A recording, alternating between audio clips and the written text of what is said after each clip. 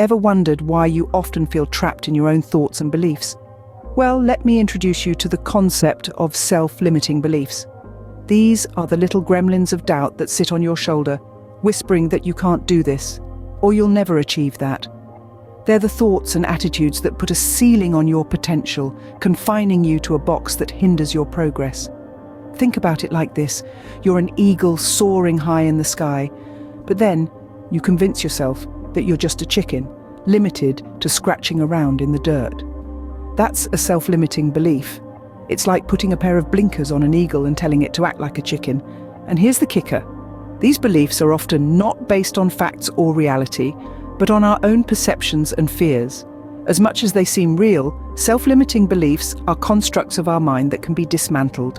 The first step to overcoming self-limiting beliefs is to identify them. Self-awareness is the key to this process. It's like being a detective of your own mind, sifting through the clues of your thoughts and emotions to uncover the culprits that are holding you back. These culprits, these self-limiting beliefs, are often disguised as fears, insecurities, and negative self-perceptions. Let's start with fears. These are often rooted in past experiences or assumptions about the future. You might fear failure, rejection, or even success. These fears can be subtle, whispering in your ear that you're not good enough or that you're bound to fail.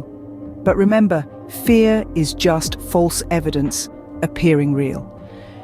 Insecurities are another type of self-limiting belief. These are the nagging doubts about your abilities or worth. You might believe that you're not smart enough, not attractive enough, or simply not enough. These insecurities can create a self-fulfilling prophecy where you act in ways that confirm these doubts. Negative self-perceptions are the third type of self-limiting belief. These are the labels you put on yourself, like "I'm lazy" or "I'm a procrastinator."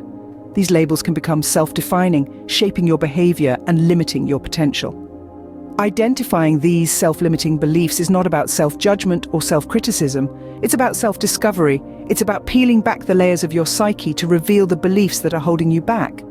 It's also about compassion. Recognizing these beliefs can be uncomfortable, even painful, but it's important to approach this process with kindness and understanding. Remember, these beliefs are not the truth of who you are. They are simply beliefs, and beliefs can be changed. Only by shining a light on these beliefs can we begin to challenge and change them.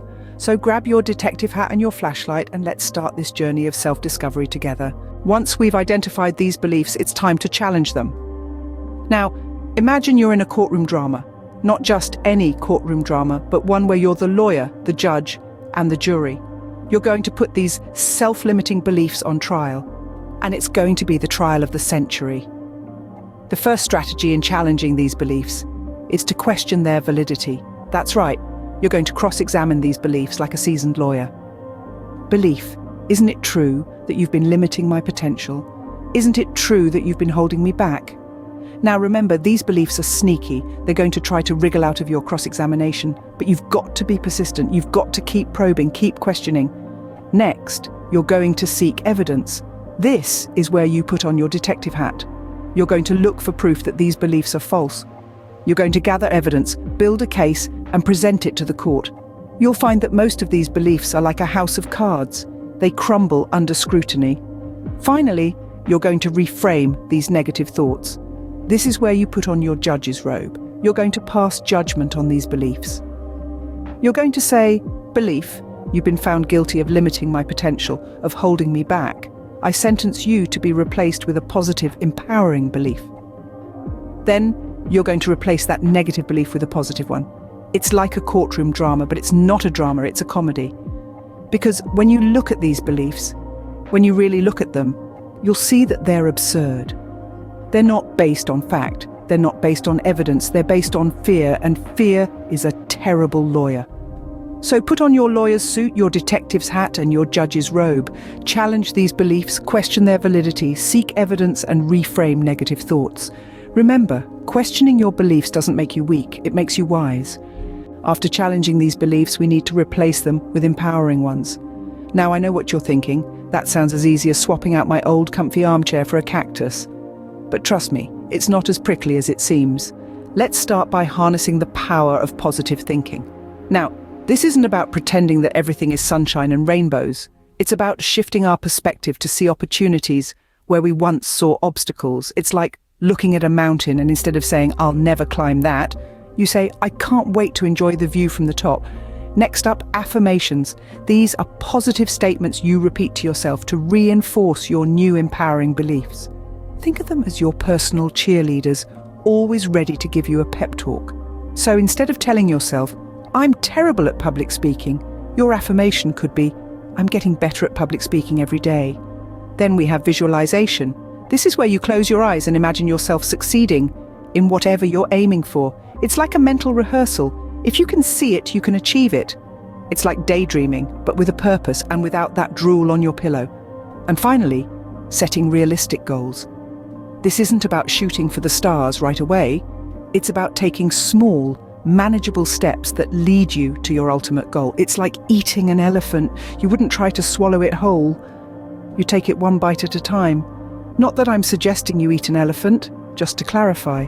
Replacing your self-limiting beliefs with these empowering ones might feel a bit like trying to change your diet. You know, swapping out those comforting cookies for crunchy carrots. It might be tough at first, and you might miss the cookies, but with time you'll notice the benefits. You'll feel healthier, happier, and more in control. So let's start replacing those self-limiting beliefs, shall we? After all, replacing self-limiting beliefs is like changing your diet. It might be tough at first, but it's worth it in the end. Overcoming self-limiting beliefs is not a one-time event. It's a continuous process. You've heard it said before, and we'll say it again. Consistency is key, my friends. In the grand scheme of things, maintaining the change you've made is just as important, if not more so, than the initial overcoming of the self-limiting belief. You may ask why? Well, the answer is simple. Without consistency, we risk falling back into old patterns, and those pesky self-limiting beliefs can sneak back in. Now, you might be thinking, how do I stay consistent? Well, there are several methods that can help keep you on track. First off, tracking your progress can be a real game changer. When you visually see how far you've come, it can be a powerful motivator to keep going.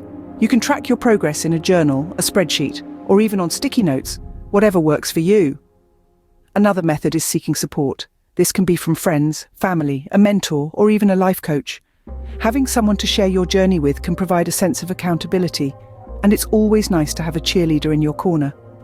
And don't forget to celebrate the small victories along the way. These are the stepping stones to your larger goal, and each one is an accomplishment in its own right.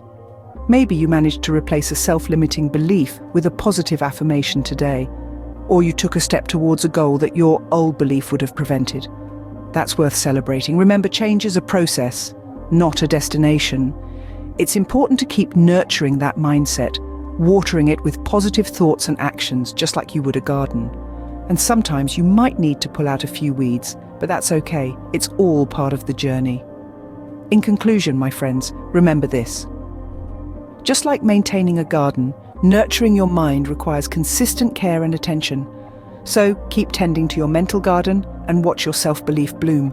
So, what have we learned today about overcoming self-limiting beliefs? We've journeyed through the maze of self-limiting beliefs, recognizing how they sneak into our lives, often masquerading as truths. We've discovered how to identify these beliefs, shining a light on them and challenging their validity.